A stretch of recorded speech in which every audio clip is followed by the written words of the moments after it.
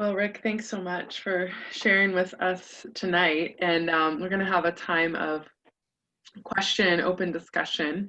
I wanted to get us started here. So we don't have any students on the call, but I will be forwarding the recording onto them. So, and I know it was geared towards students and your experience in medical school. So my question is there something that you wish someone would have told you when you were a medical student who had gone through it maybe before you?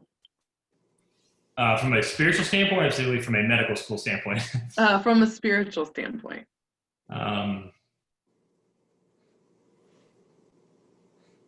I really can't think of anything off the top of my head. I really just found that, it was really a time that Jen and I, before we had kids, so we really just kind of dove into the church life and really got involved in Kenwood. And that was just a really great support system. I mean, I remember that young adult community very vividly. And it was just such an encouraging time. And some of those people are still at Kenwood. Some have gone on to different jobs here and there. It was just really just a wonderful time of spiritual growth. And I remember just the crazy stories of the young adult retreats and all the fun things we did, and seeing Pastor David do crazy things as well. But it was just, so I would say more of just an encouragement to those just to really get involved in a faith community during that time period, because it's very vital as you go and take the next step into residency. Great, thanks.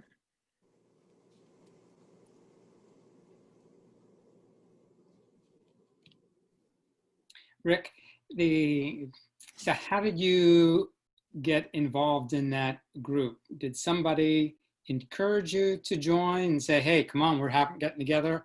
Or how'd that happen? Definitely. So my one buddy, Scott, who I mentioned earlier, he kind of came to medical school and sought out people who were also believers to try to just start that community.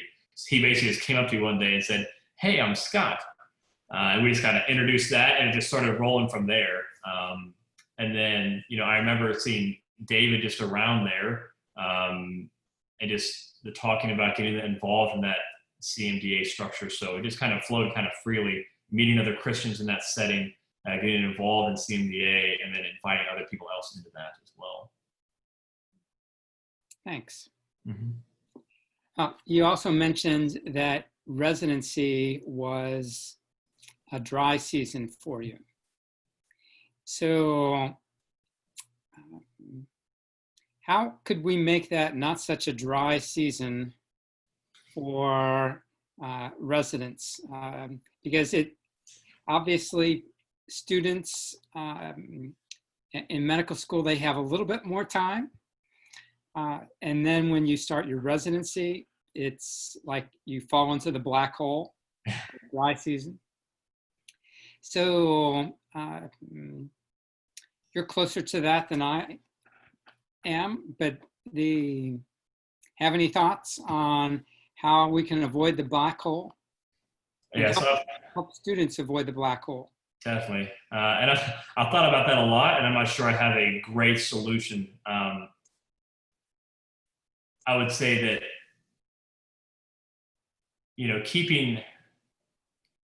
it's mainly kind of a time limitation standpoint. You're up early, you're up by 5. Sometimes you're not home until 8 or 9 o'clock at night, and then you're exhausted when you get home.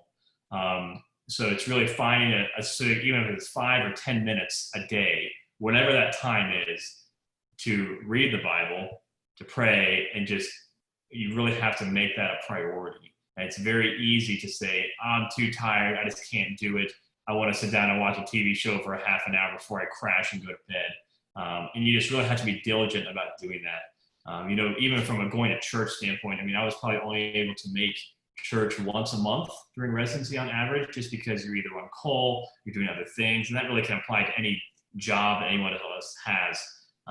Some of that's out of your control, some of it's somewhat in your control. But for me, during that time period, my wife was vitally important, keeping me encouraged. I kept in contact with my other Christian friends from medical school, Scott and Jack. and other guys as well who just give me encouragement during that time. And the Lord was faithful to provide friends, even within our church that we had in Columbus during residency. They were in medicine and also out of medicine to kind of give us encouragement during that time as well. So it's just you have to be hyper vigilant about spending time because you just don't, it's very limited. Because I even had the thoughts, well, I'll just be involved in CMDA at Ohio State as a resident. And there just wasn't time. And that's depending on the residency you do. So I may not be as busy and so forth, and you may have more time for that. So I'm not trying to use that as a discouraging thing. It's just, it's a needed time period to learn what you need to learn. If I find out that definitive answer, I will definitely let you know. But that's a problem for students all over the world. Yeah.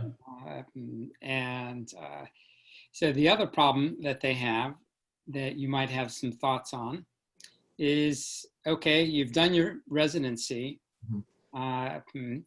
You might be climbing out of the black hole.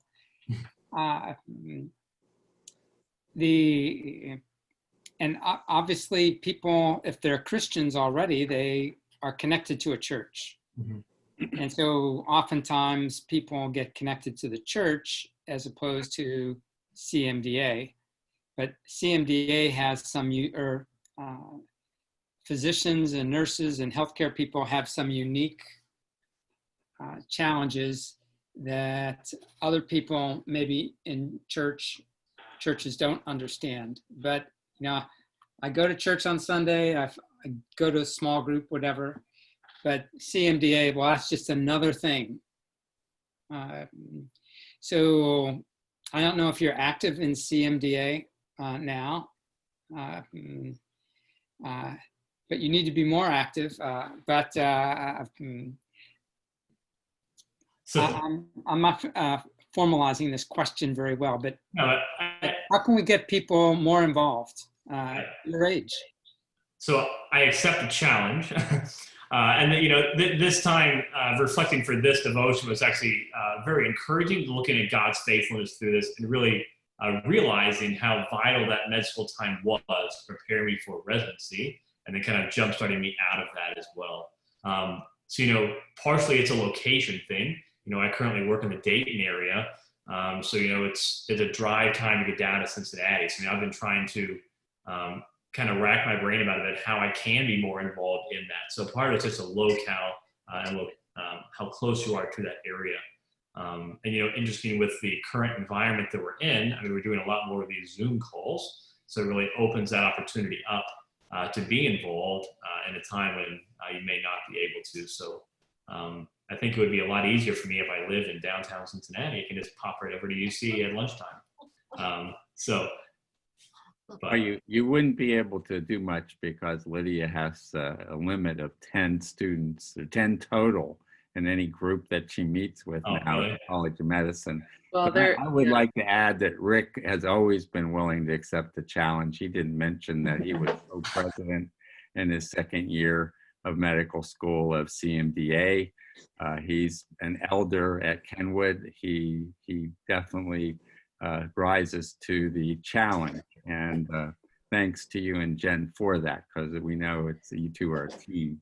I think also it'd be interesting for those that didn't know, David Palmer, when he was in the position that Lydia is now as the CMDA pastoral staff, was working on his PhD at Hebrew Union and really felt led to support those in graduate studies.